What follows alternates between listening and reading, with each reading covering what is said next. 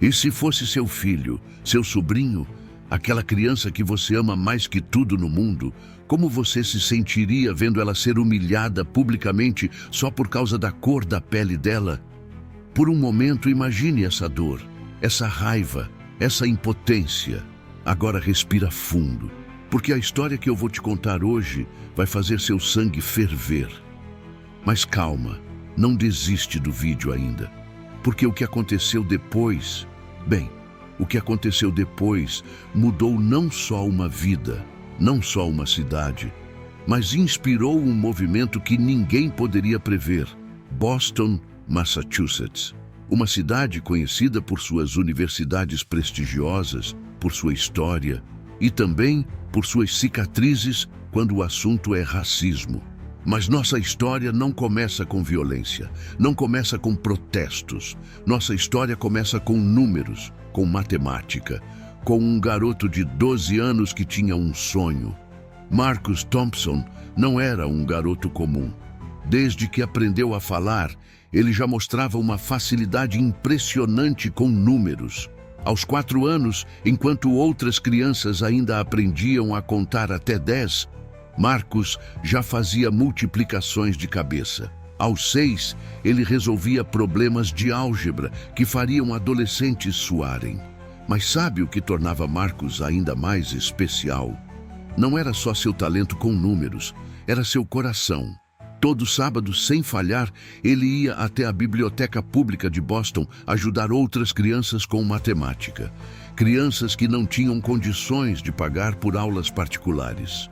A matemática é como mágica, ele costumava dizer, e todo mundo merece conhecer essa mágica. Você deve estar se perguntando: de onde vem tanta maturidade em alguém tão jovem?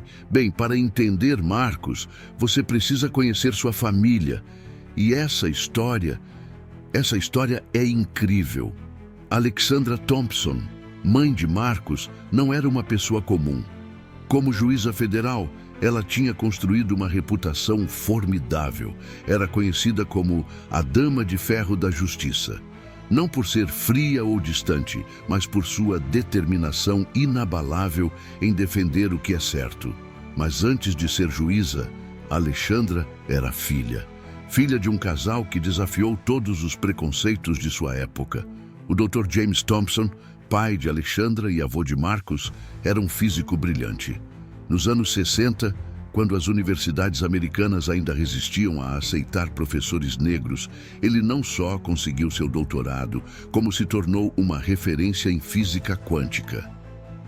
E a história de como ele conheceu Elizabeth, a avó de Marcus, essa parece roteiro de filme. Elizabeth era enfermeira no Hospital Geral de Massachusetts.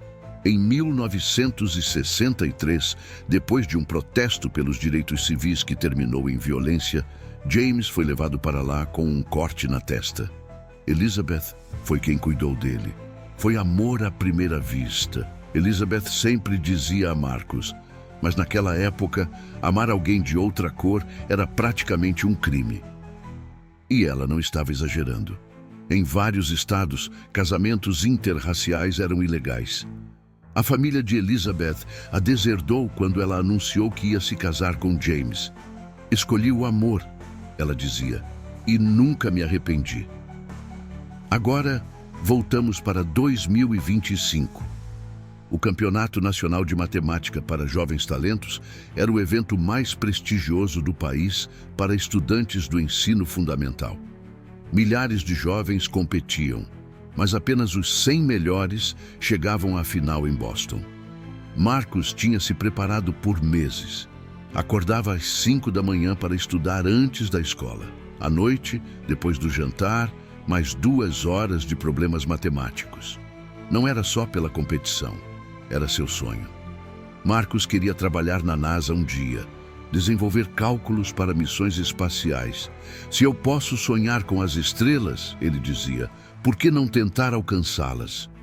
O dia da final foi intenso, 10 horas de problemas matemáticos complexos, o tipo de questão que faria até professores universitários coçarem a cabeça. Mas Marcus estava em seu elemento.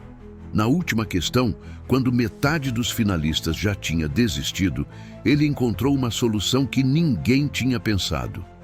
"É brilhante!" exclamou um dos juízes. "Simplesmente brilhante!" Marcus não só ganhou o campeonato, ele bateu o recorde histórico de pontuação. Seu nome seria eternizado nos anais da competição. A pizzaria Luigi's era uma instituição em Boston. Desde 1947, a família Rossi servia as melhores pizzas da cidade naquele estabelecimento. O cheiro de massa fresca e molho de tomate caseiro fazia qualquer um se sentir em casa. As paredes de tijolo à vista contavam histórias de décadas de celebrações familiares. Naquela noite de sábado, a pizzaria estava especialmente lotada. O burburinho das conversas se misturava com o som dos talheres e o ocasional tilintar dos copos. Marcos estava numa mesa grande, cercado por seus amigos do time de matemática e alguns professores que tinham ido celebrar sua vitória. Sarah, sua melhor amiga desde o primeiro ano, não cabia em si de orgulho. "Vocês precisavam ver. Swing", ela contava animadamente para todos que queriam ouvir. Quando Marcos mostrou aquela solução para o último problema, até os juízes ficaram de boca aberta. Tony, o dono da pizzaria, tinha preparado algo especial. Uma pizza em formato de pi, coberta com pepperoni, formando os primeiros 20 dígitos do número. "Para o nosso pequeno gênio", ele disse, sorrindo ao trazer a criação única à mesa. Foi então que Karen Mitchell entrou em cena. Desde o momento em que Marcos e seus amigos chegaram, ela não parava de lançar olhares de desaprovação para a mesa deles. "Você conhece esse tipo de pessoa, não conhece? Aquela que parece que nasceu para julgar os outros, que se incomoda com a felicidade alheia." Karen era o estereótipo da elite de Boston. Cabelo perfeitamente arrumado, joias caras, bolsa de grife.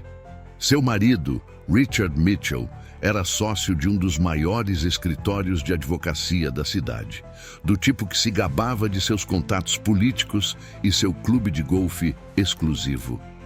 Mas o que ninguém sabia naquela noite era que o império dos Mitchell estava desmoronando. Richard estava envolvido em um escândalo de fraude que ainda não tinha vindo a público. As joias de Karen eram sua última tentativa de manter as aparências. O estresse estava consumindo a família e ela precisava de alguém para descontar sua frustração. Emily, a filha adolescente de Karen, era diferente dos pais. Aos 15 anos, ela já demonstrava uma consciência social que faltava aos adultos de sua família. Nas redes sociais, seguia ativamente movimentos por justiça social. Em seu quarto, escondia cartazes de protestos pelos direitos civis, algo que sua mãe jamais aprovaria. O momento em que tudo mudou começou com algo simples. Marcos precisava ir ao banheiro. Ao se levantar, passou perto da mesa dos Mitchell. Foi quando Karen viu sua chance de descontar todas suas frustrações. "Meu Deus, a minha bolsa!" Zrenia, ela gritou, levantando-se bruscamente. Seu grito cortou o ar como uma faca, silenciando instantaneamente todo o restaurante. Esse menino estava olhando para minha bolsa. Ele tentou roubá-la." O tempo pareceu congelar. Os talheres pararam no ar. As conversas morreram no meio das frases. Todas as cabeças se viraram para a cena que se desenrolava. Marcos ficou paralisado. Seu corpo todo tremia. Aqueles olhos brilhantes que minutos antes transbordavam de alegria, agora estavam arregalados de medo e confusão. Eu só estava indo ao banheiro", ele sussurrou, sua voz mal saindo, mas Karen estava apenas começando. Como uma atriz que finalmente encontrou seu palco, ela começou a representar o papel que tantas pessoas como ela já tinham representado antes. "Eu sei reconhecer um ladrãozinho quando vejo um. Logramos", ela continuou, sua voz ficando cada vez mais alta. "Pessoas como você não deveriam frequentar lugares como este. Volte para seu bairro." O que aconteceu em seguida mostrou o melhor e o pior da natureza humana. Algumas pessoas baixaram os olhos, fingindo não ver. Aquele silêncio cúmplice que machuca tanto quanto as próprias palavras de ódio.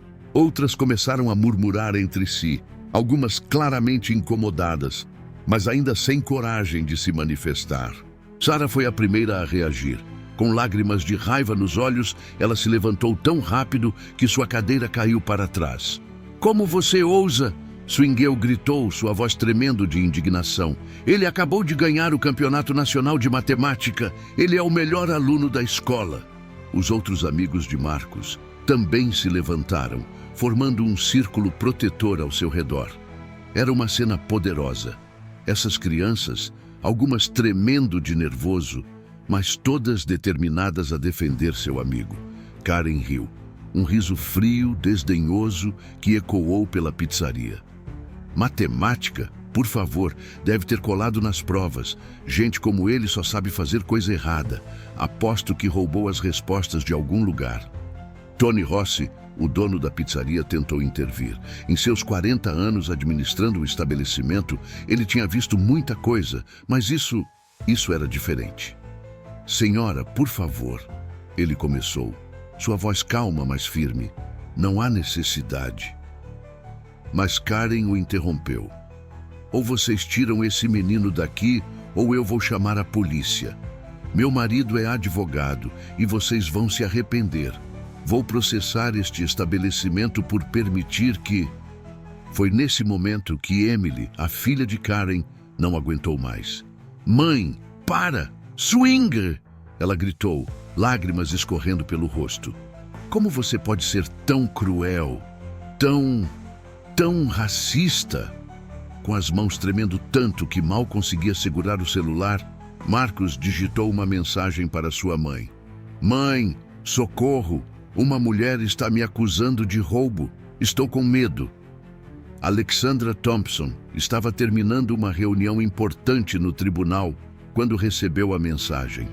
Ela conhecia bem esse tipo de situação, não apenas como juíza, mas como mãe de um menino negro em uma América que ainda lutava contra seus demônios raciais. O sino da porta da pizzaria tocou suavemente. A juíza Alexandra Thompson entrou com a mesma presença que comandava respeito em seu tribunal. Vestida em um elegante terno preto, seus saltos ecoavam no chão enquanto ela atravessava o restaurante. O silêncio, que já era pesado, ficou ainda mais denso. Algumas pessoas reconheceram imediatamente a famosa juíza, a mesma que tinha condenado o líder da maior organização criminosa da Costa Leste, a mesma que não tinha medo de enfrentar até mesmo terroristas internacionais em seu tribunal. "Eu sou a juíza federal Alexandra Thompson." Sua voz cortou o ar como uma lâmina de aço. "E aquele menino que você está acusando é meu filho." O confronto, a verdade vem à tona. O rosto de Karen perdeu toda a cor. Seu celular, antes apontado acusadoramente para Marcos, começou a tremer em suas mãos. Eu não sabia." "Zrenia," ela gaguejou. "Claro que não sabia." Alexandra respondeu, sua voz perigosamente calma. "Você não sabe nada sobre meu filho. Não sabe que ele acabou de fazer história no Campeonato Nacional de Matemática. Não sabe que ele sonha em trabalhar na NASA. Não sabe que ele dedica seus sábados a ajudar outras crianças gratuitamente. A única coisa que você viu foi a cor da pele dele." Alexandra deu mais um passo à frente, seus olhos fixos em Karen. "Sabe, senhora Mitchell, em meu tribunal já vi todo tipo de criminoso. Assassinos, traficantes, terroristas. Mas sabe o que me assusta mais?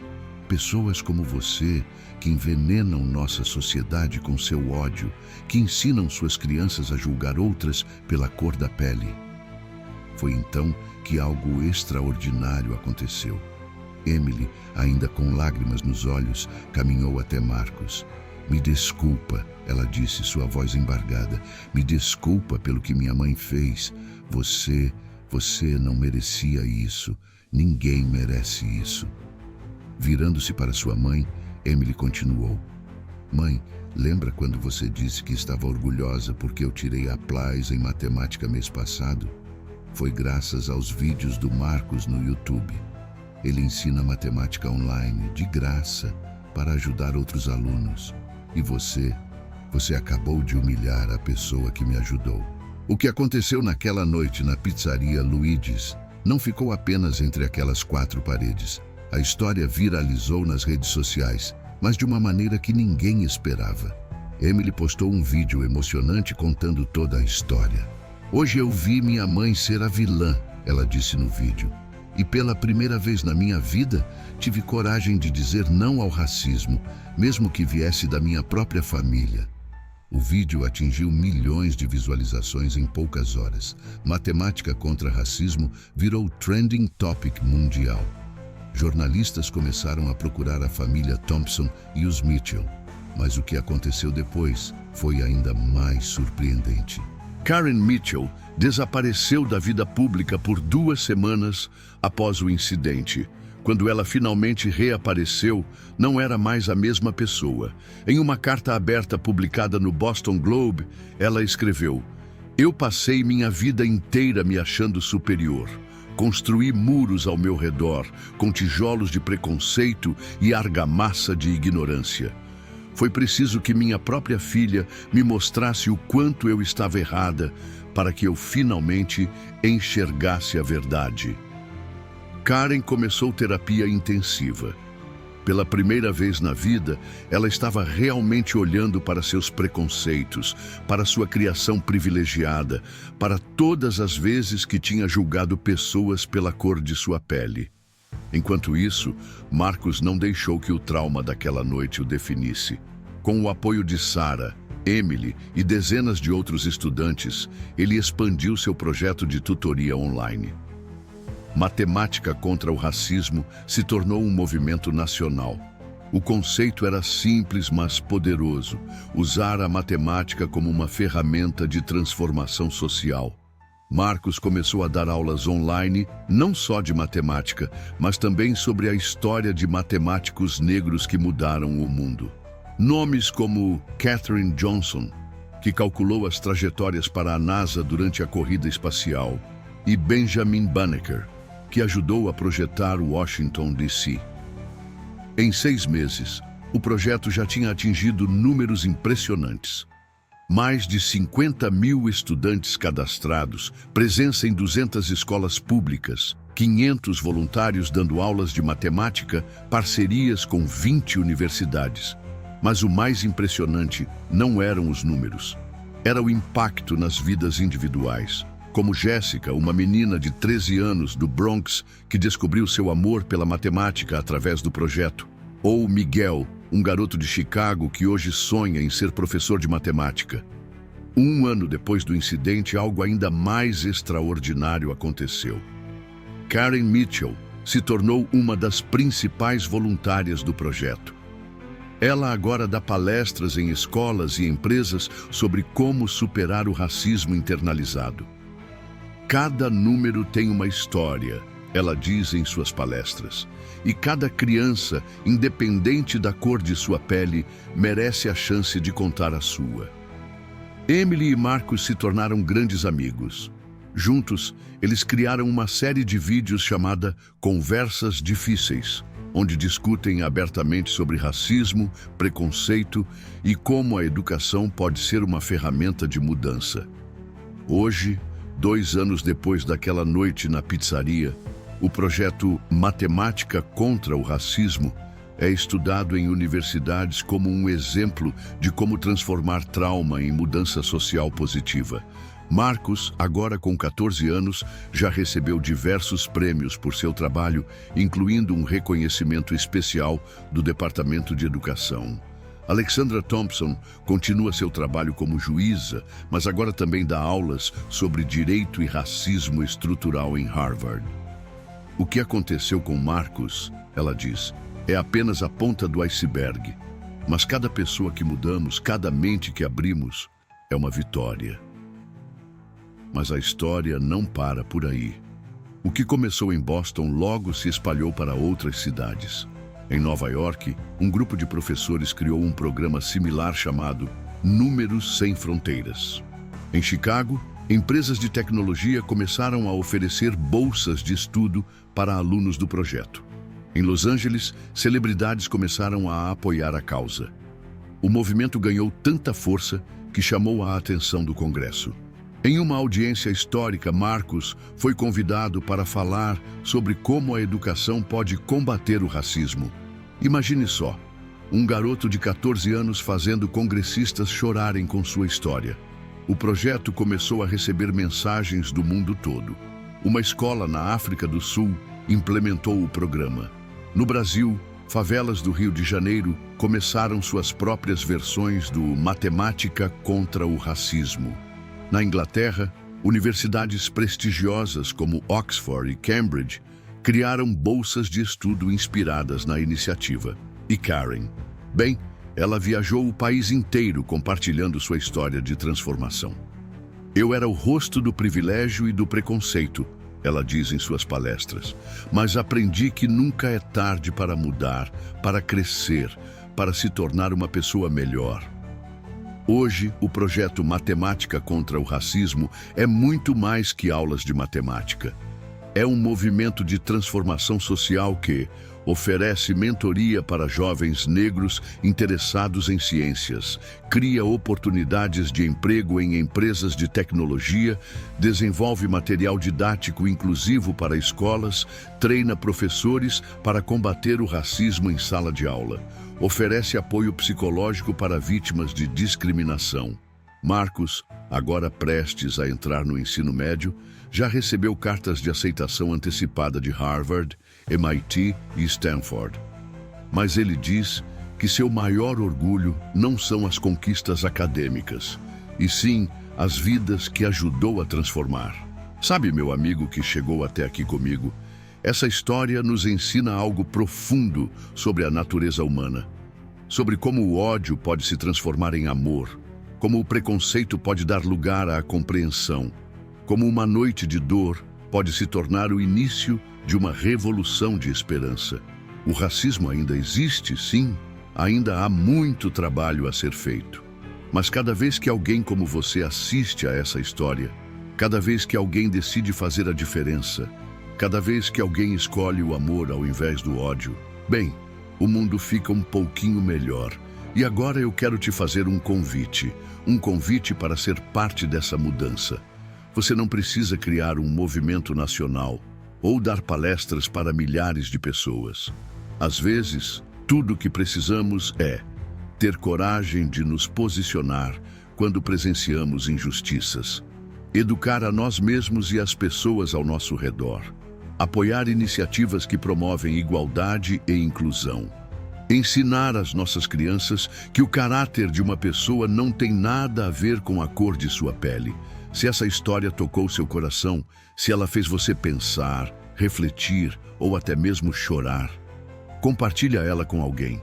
Às vezes, uma história pode ser a semente da mudança que precisamos. Me conta aqui nos comentários. O que você faria numa situação como essa? Como podemos trabalhar juntos para criar um mundo mais justo e igualitário? Sua voz, sua experiência, sua perspectiva são importantes nessa conversa. Não esquece de deixar seu like e se inscrever no canal. Cada inscrição é um apoio à nossa missão de contar histórias que importam, histórias que podem mudar o mundo. E olha só, está aparecendo na sua tela agora mesmo outro vídeo incrível sobre superação e transformação. Tenho certeza que você vai amar tanto quanto esse. Clica lá e continue essa jornada de reflexão e aprendizado com a gente. Nos vemos no próximo vídeo com mais histórias que vão fazer você pensar, sentir e, quem sabe, ser parte da mudança que queremos ver no mundo. Um abraço cheio de esperança e até a próxima.